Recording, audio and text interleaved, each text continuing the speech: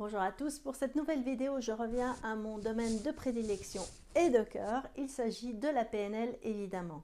Aujourd'hui, plus précisément, je vais parler vraiment de la partie la plus fascinante de la PNL, il s'agit de la modélisation. Pour ceux qui ne me connaissent pas, mon nom est Sylvie Timmers, je suis coach professionnelle, formatrice et superviseuse de coach.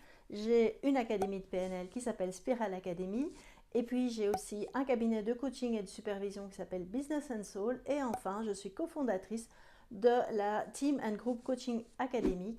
Bon, je pense que pour commencer, il faut redéfinir qu'est-ce que c'est la PNL. Moi, j'aime bien dire que c'est l'étude de l'excellence. En fait, c'est l'étude de comment ça marche quand ça marche. Plus sérieusement, c'est la relation entre le comportement, les schémas de pensée qui sont en général acquis et l'état interne. Donc, c'est-à-dire qu'est-ce qui fait que j'agis d'une certaine manière ou d'une autre et comment, du coup, changer ces comportements, changer peut-être mon état interne ou changer mes modes de pensée. Ici, aujourd'hui, je vais parler plus précisément de la modélisation.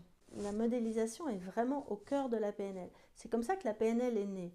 Elle est née suite à l'analyse, aux travaux de Richard Bandler et de John Grinder qui ont modélisé, qui ont vraiment observé 3 thérapeutes qui avaient des résultats meilleurs que les autres. Et de là est né leur premier livre, Structure of Magic.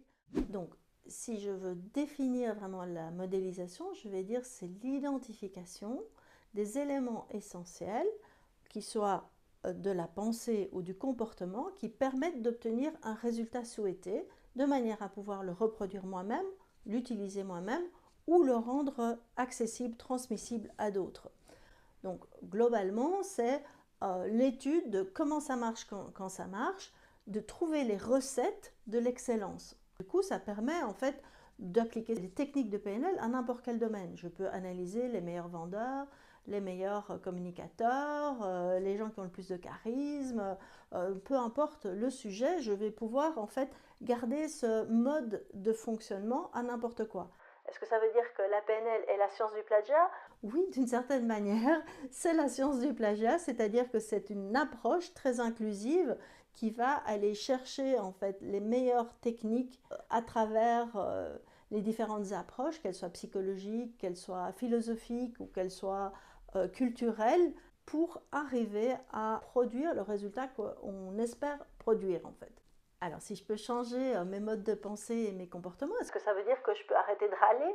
Ben oui, potentiellement, je pourrais changer ça et arrêter de râler. Est-ce que ça veut dire que je peux arrêter de procrastiner? Potentiellement, il y a aussi énormément de modèles et de techniques pour arrêter de procrastiner. Pas de manière générique, mais sujet par sujet, certainement. Ça veut dire que je vais devenir parfaite? Non, malheureusement, je ne pense pas que malgré la PNL, on va devenir parfait. Mais bon, voilà, ça c'est un autre sujet. Donc maintenant qu'on a défini ce qu'est la modélisation, en fait, pratiquement, ça veut dire quoi? Ça veut dire de trouver les stratégies de manière à reproduire quelque chose, un comportement que j'ai envie d'acquérir. En fait, c'est rien d'autre que ça. Alors, c'est simple et c'est compliqué à la fois.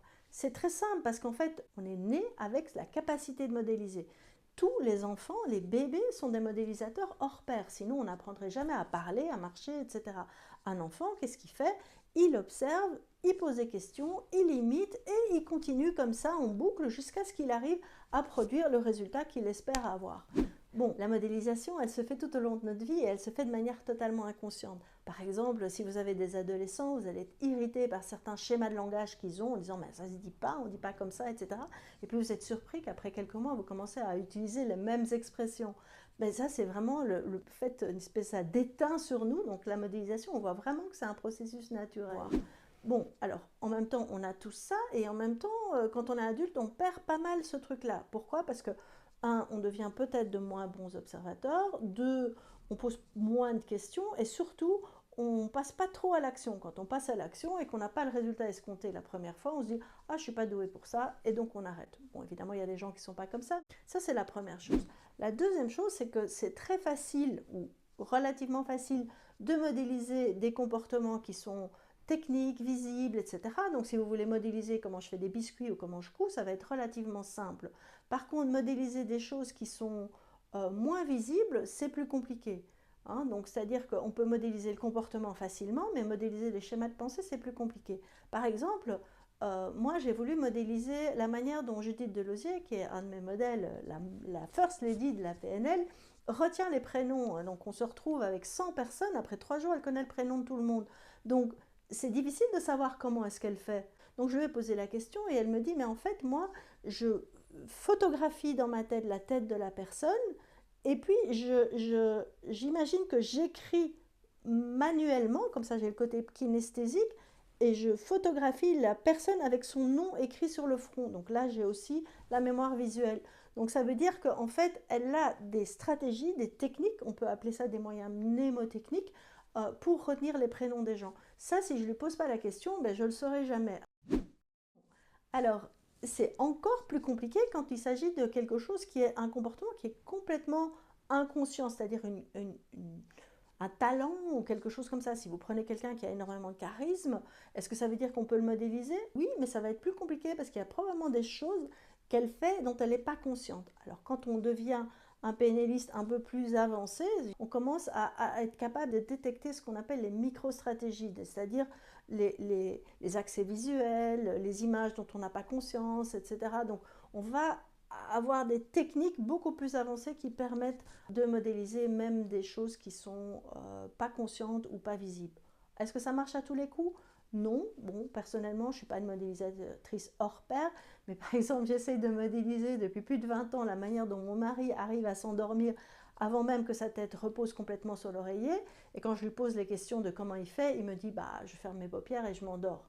Oui, bon, moi quand je ferme mes paupières, je ne m'endors pas, c'est le festival dans ma tête. Bon, ok, on n'est peut-être pas câblé de la même manière, c'est possible. Mais bon, tout ça pour dire que oui, on peut apprendre à modéliser, ça s'apprend. Il y a une partie technique et il y a une partie d'entraînement. Bon, alors à quoi ça sert? La première chose, c'est que quand on est modélisateur, on n'est plus jamais jaloux. On est seulement curieux. Comment est-ce qu'il fait? Et puis si c'est possible pour lui, c'est possible pour moi. Être modélisateur, c'est vraiment retrouver cette capacité d'apprendre à apprendre. Donc ça permet, par exemple, si vous avez une amie qui est très organisée, d'apprendre de sa méthodologie de manière à pouvoir éventuellement l'appliquer à votre vie aussi. Ça permet aussi, quand on est formateur, de tenir compte de ça de manière à permettre aux autres de mieux modéliser. Donc, par exemple, quand j'enseigne la PNL, eh bien, la première chose, c'est que quand je fais des démos, je débriefe en même temps que je fais la démo. Donc, j'explique pourquoi je fais quelque chose, pourquoi je ne le fais pas, ce que je pense, etc. Et ensuite, je filme mes démos de manière à ce que les participants puissent les revoir après. Ce qui est extrêmement utile de voir plusieurs fois de manière à pouvoir imiter, copier et donc acquérir les compétences. Ensuite, un autre sujet qu'on utilise beaucoup en PNL, c'est ce qu'on appelle l'automodélisation. Donc ça veut dire c'est le transfert de certaines stratégies, certaines compétences d'un domaine à un autre. Par exemple, du domaine privé au domaine professionnel. Je vais vous donner un exemple. J'ai eu un jour un client, il changeait de travail et il allait travailler dans une structure beaucoup plus grosse, beaucoup plus carrée, etc. Et donc il se rendait compte que la manière dont il fonctionnait depuis des années ne fonctionnerait plus dans ce nouvel environnement. Donc, moi, j'ai cherché dans quel contexte il était vraiment structuré, organisé, méthodique, etc. Bon, un des sujets que j'ai trouvé, c'est qu'il était absolument maniaque pour le rangement de son lave-vaisselle. Je crois qu'il n'y a pas que lui, hein, mais bon. Quand il rangeait son lave-vaisselle, il devenait vraiment, il avait une procédure rigoureuse qu'il appliquait. On a pu, en fait, prendre le squelette de cette procédure-là pour la transférer en fait dans son environnement professionnel. Et là, on est sûr que ça va bien fonctionner parce que c'est un peu une autogreffe, si vous voulez. Ça, c'est aussi quelque chose qu'on fait beaucoup quand on est PNListe.